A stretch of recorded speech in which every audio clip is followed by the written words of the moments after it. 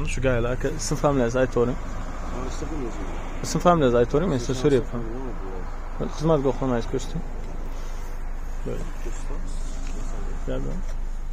Mana shu gaylar. Alkatester so'rasam, menga yozishyapti mana. Alkatester yo'q ekan. Savdo bilan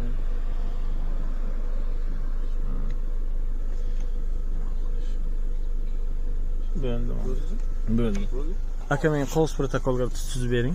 Qog'oz protokol bering. Men elektron rad etaman. Rad etaman, qog'oz protokol bering aka.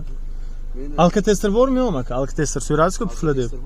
Bo'l alkatester olib keling. Puflashga majbur emas. Yo'q, puflayman men. Puflashga men xohlayapman. Siz alkatester olib keling.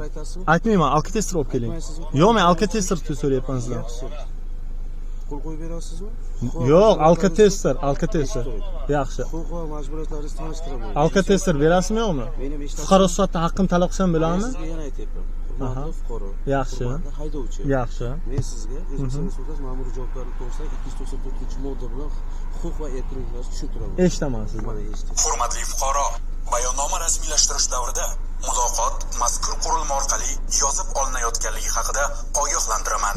O'zbekiston Respublikasi Ma'muriy javobgarlik to'g'risidagi kodeksning 294-moddasiga asosan siz tuzilgan bayonnoma bilan tanishish, izoh berish, dalillar keltirish va iltimosingizni bayon etish, ishni ko'rib chiqish vaqtida advokatning yuridik yordamidan foydalanish, o'z ona tilida so'zlashga va tarjimonning xizmatlaridan foydalanish, ish yuzasidan chiqarilgan qaror ustidan shikoyat berish huquqlariga egasiz.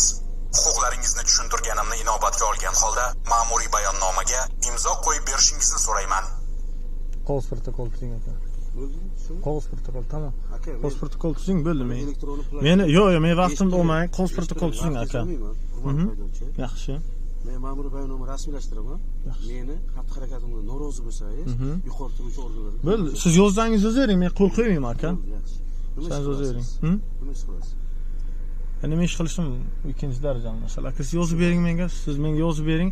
Erta bitta inspeksiya, bitta prokurorga boramiz. Siz unday qilib menga qog'oz protokol bermasangiz, alkatester bermasangiz, siz qilib o'tirgan hamma ishingiz noqonuniy. Siz bir o'yladingizki, hozir yozaman, ha, bo'ldi, gap yo'q, yozing siz. Yozavering. Mana xolis, qo'l qo'ymaysan? Yo'q, qog'oz protokol bering, qog'oz protokol qo'yib qo'yamiz. Alkatesteringiz yo'q, pufla deysiz. Nima siz burningizga alkatesteringiz yo'q-ku puflaydigan. Telefon raqamingiz.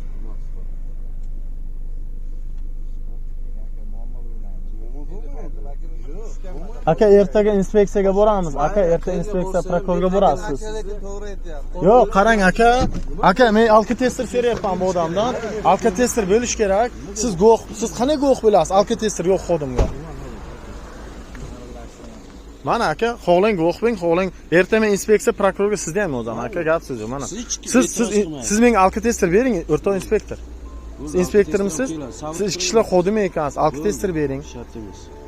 Qog'oz protokol bering. Qog'oz protokol bermay ko'rib o'tiribsiz. Aka, siz ham shofyorsiz. Siz hozir kamar taqib kelmaganingizga bayonnoma tuzing. Bayonnoma tuzavering, gap so'z yo'q. Gap so'z bo'lmasa. Bayonnoma tuzing. Lekin sizga ham bitta bayonnoma tuzamiz. Alkatesteringiz bo'lmaganiga, qog'oz protokolingiz bo'lmaganiga. Men sizni maqsadda gumon qilganim yo'q. Tushuntira oldimmi? Bo'lmasa qo'yib berishingiz kerak. Alkatesteringiz bo'lmasa.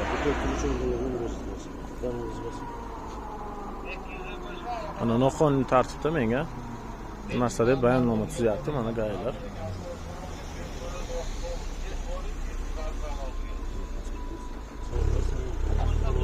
Hujjat bilan.